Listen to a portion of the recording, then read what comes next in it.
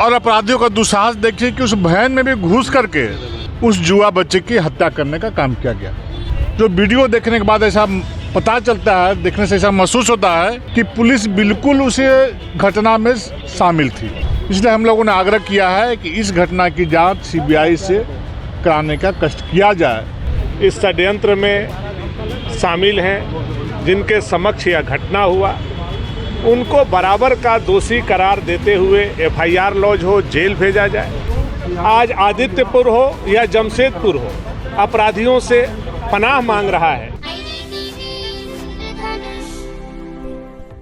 भाजपा का मानना है कि पुलिस प्रशासन की जो बागडोर है वो राज्य सरकार के हाथ में नहीं, या यूं कहे कि प्रशासन नियंत्रण में नहीं है। जी हाँ, ये बात भाजपा इसलिए कह रही है कि पिछले दिनों जमशेदपुर में पुलिस प्रशासन के सामने एक युवक की हत्या की जाती है, जिसको लेकर भाजपा के लोग जमशेदपुर बंद भी कराते हैं। उसके बाद आज लोक भवन आकर मृतक के पिता के साथ भाजपा के प्रदेश अध्यक्ष आदित्य साहू और अन्य नेतागण राज्यपाल को एक ज्ञापन सौंपते हैं और साथ ही साथ ये मांग करते हैं कि इस पर जो भी दोषी है उसे कड़ी से कड़ी सजा दी जाए। इसी कड़ी में हम आदित्य साहू से जुड़ते हैं और जानने की कोशिश करते हैं कि उनकी राज्यपाल से क्या बातें हुई और ज्ञापन में क्या कुछ। जिस प्रकार से पुलिस की मौजूदगी में 2 युवाओं पर चापड़ से हमला किया गया और उस हमले में एक युवक की मौत हो गई और दूसरे युवक का भी इलाजरत है, जीवन और मौत से जूझ रहा है।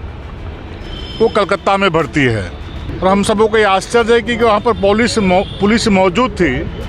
अब पुलिस के मौजूदगी में बच्चे दौड़ रहे थे और अपने जान बचाने के लिए बच्चे पुलिस के वैन में जाकर घुसने का काम किया।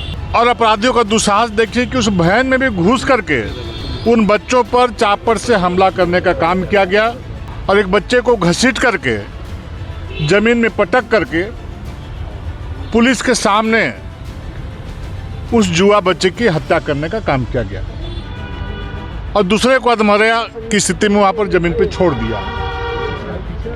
तो हम सबों का ये मांग है, माननीय महामहिम से मिलकर का आग्रह किया है, वैसे कोर्ट में जो दोषी हैं उनको सजा हो, लेकिन उनके साथ साथ जो पुलिसकर्मी वहाँ पर तैनात थे, जो वीडियो देखने के बाद ऐसा पता चलता है, देखने से ऐसा महसूस होता है कि पुलिस बिल्कुल उस घटना में शामिल थी, वो संलिप्त थी।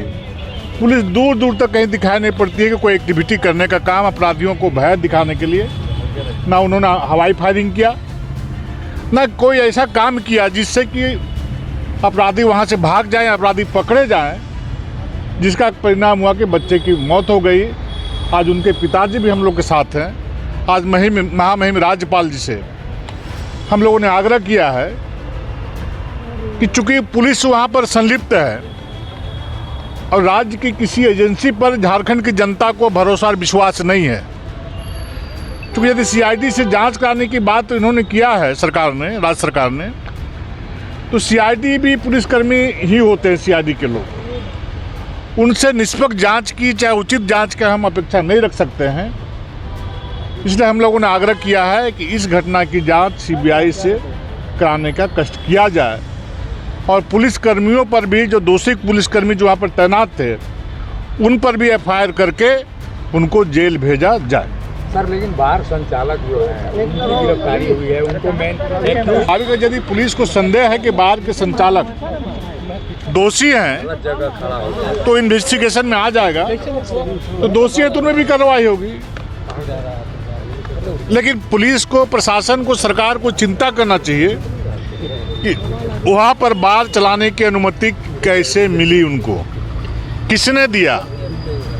उनके कागजातों की जांच करनी चाहिए कि कागजात सही हैं अथवा गलत हैं।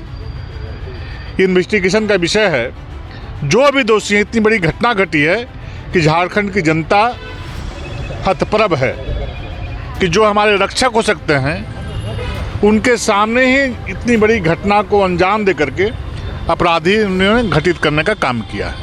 विश्वास के साथ मृतक हिमांशु के पिताजी के साथ भारतीय जनता पार्टी के प्रदेश अध्यक्ष, नेता प्रतिपक्ष और हम सभी लोग मिले, यह उम्मीद के साथ कि मृतक हिमांशु के न्याय मिले।